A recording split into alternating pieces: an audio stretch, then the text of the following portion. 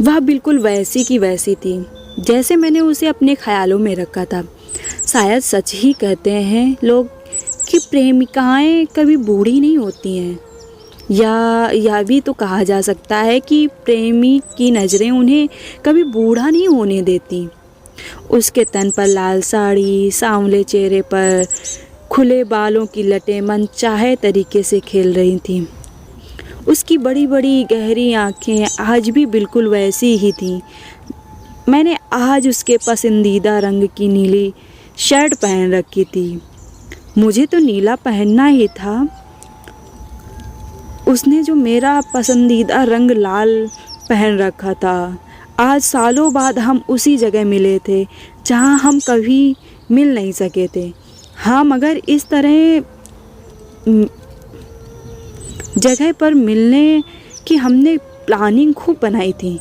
मेरी आंखों पर चश्मा था, उसकी आंखों पर काजल था। मेरे सिर पर सफ़ेद बालों की अनगिनत कतारें थीं और उसके बाल अब भी वैसे ही काले, लंबे, घने थे। बिल्कुल वैसी की वैसी थी जैसे मैंने उसे अपने ख्यालों में रखा था। शायद सच ही कहते हैं लोग कि प्रेमिकाएं कभी बूढ़ी नहीं होती, या यह भी तो कहा जा सकता है कि प्रेमी की नज़रें उन्हें कभी बूढ़ा होने ही नहीं देती। हम दोनों के होठों पर खामोशी थी और दिल में कई बातें। हमें मिलना नहीं चाहिए था, लेकिन हम फिर भी मिले। या वही सपनों वाली जगह थी जिस जगह मिलने के हम दोनों ने कभी सपने देखे थे। शहर से लगभग 20 किलोमीटर दूर कुंजन वन शुरुआत से शहर में प्रेमी प्रेमिकाओं का मिलन स्थल रहा है, और आज हम गुजरे जमाने के प्रेमी जोड़े वहाँ भी थे। कुछ जोड़े पेड़ के नीचे थे तो कुछ पेड़ के पीछे। कुछ एक दूसरे की बाहों में झूल रहे थे तो कुछ एक दूसरे के साथ घूम रहे थे। मगर हम कुंजन वन के फूड कॉर्नर में बैठे अपनी चाय का इंतज़ार कर रहे थे।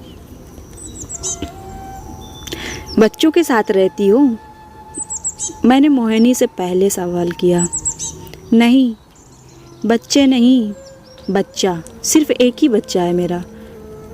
वह भी फ़िलहाल अमेरिका के कैम्ब्रिज यूनिवर्सिटी से पढ़ाई कर रहा है। ओह, और शेखर, वह कैसा है? तुमने उसे कुछ बताया तो नहीं तुम्हारे यहाँ आने के बारे में? क्यों न बताती? कोई चोरी थोड़ी करने आई हूँ, सब बताकर आई हूँ। मैंने शेखर से बोल दिया कि मैं अपने कॉलेज के दोस्त से मिलने जा रही हूँ। हाँ, मगर वह दोस्त पुरुष है या स्त्री या नहीं बताया। क्यों? तुमने प्रिया से नहीं बोल कर आए हो क्या? नहीं, मुझसे जुड़ा हर एक शख्स तुम्हें जानता है। आखिर बचपन का प्यार है जो हमारा। मेरी भाभी अक्सर तुम्हारा नाम लेकर आज भी मुझे छेड़ती हैं। प्रिया भी बहुत कुछ जानती है तुम्हारे बारे में, इसलिए उससे तुमसे मिलने की बात नहीं बता सका। आखिरकार वह पत्नी है मेरी। तुम भूल गई होगी, पर एक ज़माने पर बरेली के झुमकों की तरह हमारे किस्से भी खूब मशहूर थे इस बरेली शहर में। मोहिनी कुछ झिक्की और आंखों को झुकाते हुए बोली, मुझे लगता है कि हमें अब चलना चाहिए। सॉरी, तुम तो बुरा मान गई। मैं अब कोई ऐसी बात नहीं करूँगा जो तुम्हें चुभे, ठीक है? और सुनाओ, क्या कर रही हो आजकल? एक स्कूल में प्रिंसिपल हूँ, जिंदगी में व्यस्त हूँ, मस्त हूँ, और क्या। अभी गर्मी की छुट्टियाँ हैं तो सोचा कुछ दिनों यहाँ बरेली आकर रह लूँ। शेखर को भी कुछ दिनों बरेली घुमा दूँ। वह भी अपने बिजनेस में बहुत बिजी रहते हैं। बस यही सोचकर यहाँ कुछ दिन मायके के सुख लेने आ गई। अब मेरी ही सुनते रहोगे या खुद भी कुछ कहोगे? मैं क्या कहूँ, सब तो तुम मेरी फेसबुक प्रोफाइल पर देख चुकी होगी। बस नोएडा में रहता हूँ। नौकरी से रिटायर होकर बीवी के साथ विदेश की यात्रा करना चाहता हूँ। दोनों बेटियाँ अपने मन की नौकरी में सेट हो गईं। एक का ब्याह हो गया और दूसरी बेटी अगले साल ब्याह रचा लेगी। मैं भी मूड फ्रेश करने के लिए कुछ दिनों के लिए बरेली आया हूँ। यहाँ आकर बड़ा सुकून मिलता है। खैर, अब हम अपने बारे में बातें करें। मतलब अब तक हम क्या कर रहे थे? अभी भी तो हम अपने बारे में ही बात कर रहे थे ना दीपक? फिर से कहो। मैंने अब टेबल पर हाथ टिकाकर उसकी तरफ देखते हुए कहा, मोहिनी। क्या? फिर से कहो। दीपक मेरा नाम। तुम्हारी जुबान से सुनते हुए तरस गया था। कहती रहो, बार बार कहो दीपक दीपक दीपक। तुम पागल हो। एक तो तुमने जिद करके मुझे यहाँ बुलाया और अब इस उम्र में ऐसी छिछोरी हरकतें कर रहे हो।